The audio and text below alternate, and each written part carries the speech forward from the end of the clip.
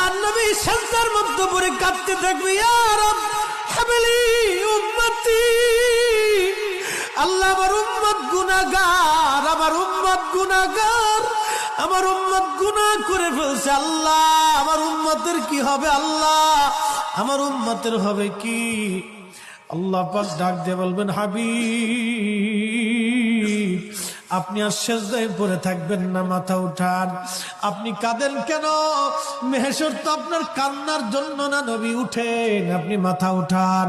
আপনার জন্য আরশে মুআল্লার ডানে একটা কুরসি পেতে রাখছি, একটা চেয়ার পেতে রাখছি, একটা আসন রাখছি। আপনি নবী সেই আসনে বসবেন।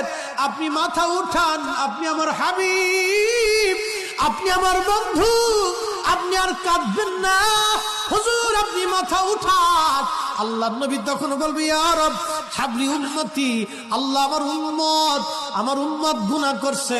আল্লাহ ডাক দিবে, হাবিব আপনি মাথা উঠান। আপনি সর্বপ্রথম হামদের পতাকা উড়াবেন, আপনি সুপারিশের পতাকা উড়াবেন, আপনি যাকে খুশি তাকে নিয়ে জান্নাতে চলে যান। একবার জোরে বলা যাবে কি সুবহানাল্লাহ?